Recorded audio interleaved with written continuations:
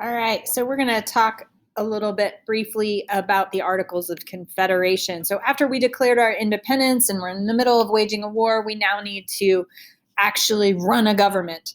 And some of the issues that the colonists had with regards to the power that the central government in England was exerting over them in the colonial period were answered by the Articles of Confederation. They were resisting strong centralized government. So why would they want to create a weak central government? Think about all of their complaints. So first of all, why were the Articles of Confederation considered so weak? Well, the Articles were our first official form of government. And the things that the Articles of Confederation did was it answered those problems that colonists had. So they disliked taxation without representation. They disliked a large central government that had absolute power. They disliked having to follow British legislation and laws from a distant government far away. They disliked lots of power being held in the hand of a monarch, and that the king could change those laws at any time. So under the Articles of Confederation, they sought to solve those issues. They created a central government that couldn't tax the people. They created states that didn't have to follow federal laws or treaties, so the states could do whatever they wanted. They could trade with whoever they wanted. They created states that had their own laws and didn't have to follow other states' laws. And they created no executive branch and no national court system. And any amendment to the Articles of Confederation actually required 13 states to approve it. So it was really virtually impossible to change it as well. So when we look at the Articles, we need to consider that in 1776, they needed to form a new government. And so what the Enlightenment thinkers of this time were considering for that government is that they wanted a republic where citizens vote to elect leaders to represent them. They didn't trust the poor, uneducated working class to make decisions, but they trusted them to elect enlightened individuals, educated individuals to serve government and make those decisions for them. And they also wanted to protect citizens and individual states from powerful national government. They were afraid of pure democracy because they feared it would put too much power in the hands of an uneducated mob, but that a Republican model, much like we saw in the Roman Senate, was more enlightened. All right, so the Articles of Confederation was our first government. It lasted from 1777 to 1789. And this confederation was literally a loose confederation of states. It was like kind of the EU, right? They were just in agreement on some stuff, but they were in disagreement about more stuff.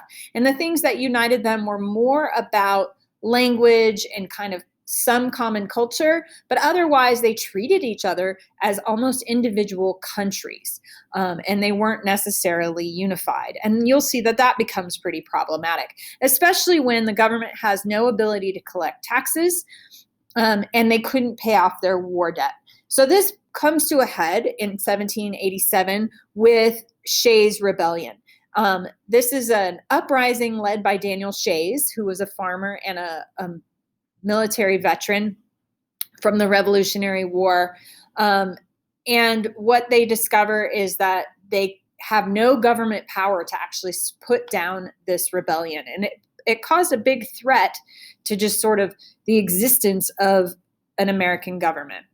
So by 1784, we're experiencing a huge amount of debt and a large trade deficit in this time period. And most of this is money owed to Great Britain. So Britain is still holding a leash on us, and they see an opportunity to maybe gain back some of the stuff that they lost as a result of the revolution.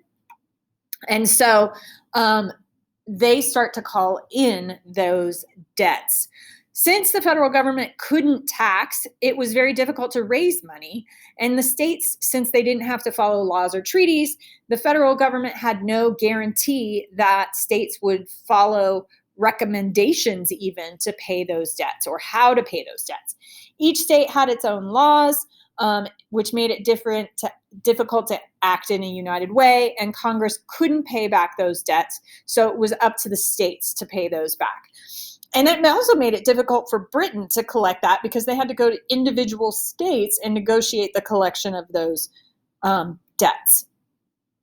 So we also had no executive branch, which meant that we couldn't defend any borders. We also had no national court system, so it couldn't enforce its laws. And we had this process that was very difficult to amend the Articles of Confederation. So in steps Daniel Shay's. So this is a violent insurrection that actually was brought about by this debt crisis in the state of Massachusetts, but there were several other states where similar incidents occurred. Shay's is the most popularly recognized and largest. The Revolutionary War vets had received very little compensation for their service during the war, and they were actually pretty poor, and many of them were just farmers. Foreign governments, primarily the British, began to collect those war debts, but they were demanding cash payment. They were demanding hard currency in the form of silver or gold. And there was a limited amount of that in circulation, and most people didn't have it. And so they were taking out loans or using credit.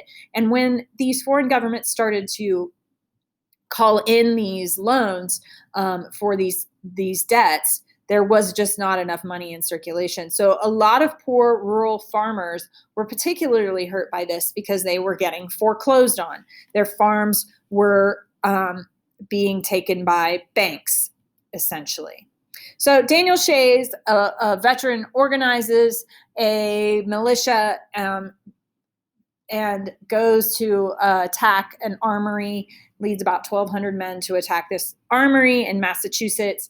And he's actually defeated by a general who was hired by the governor of Massachusetts. And most of the military personnel who were fighting for this general were actually privateers. They were privately paid militiamen. They were not connected necessarily to the state in any way, shape, or form. This actually starts to raise alarms for the effectiveness of the federal government, and it also raises debates about who should pay for the war debt at this point. And at this point, the burden is on the backs of rural poor people. So seeing this as a significant crisis, the founders decide to call and hold a constitutional convention in Philadelphia between May and September of 1787 to address these problems with the weak central government under the Articles of Confederation. They very quickly learn they don't have the votes to actually amend the Articles of Confederation, so they decide to toss it out the window and create a brand new government. When they decided to do that, they actually swore themselves to secrecy and essentially locked themselves in this room until they had a government and a document that could be created. There were several compromises that come out of this because it's a very political situation. You had two proposals for representation in a Congress. You have the Virginia Plan and the New Jersey Plan, and you get the Great Compromise, which is also known as the Connecticut Compromise because the delegates from Connecticut actually hashed it out, which created the House and the Senate. And the House is elected by population numbers. So the more population you have in a state, the more representatives that state has in the House of Representatives, versus the Senate, which is an equal representation plan, which says that every state, no matter its population size or geographic size, gets 2 senators. So it's called a bicameral legislature, and we have that thanks to the Connecticut Compromise. You also get out of this, you start to see these divisions between the North and the South based on slavery. The North agreed through the 3/5 Compromise that the South could actually count their slaves when counting populations to get representatives in the House of Representatives. But they said you can't count a whole slave, you can only count 3/5 of a slave, or every 5 slaves would count for 3 people, essentially, for representation. And this was a way to kind of boost representation in the South. And unfortunately, it perpetuates slavery even longer.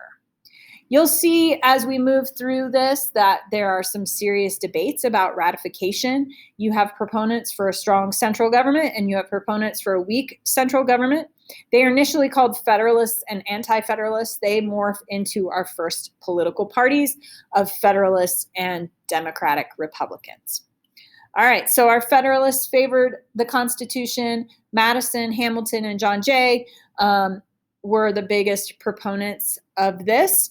And the Anti-Federalists were led by men like Richard Henry Lee, George Mason, Sam Adams, and Thomas Jefferson. And they wanted stronger state governments and feared a strong national government. They also wanted a Bill of Rights to limit the power of the government and protect citizens' individual rights. So that's where we are.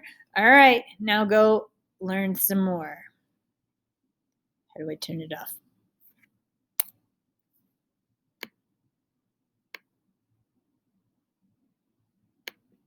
Turn off.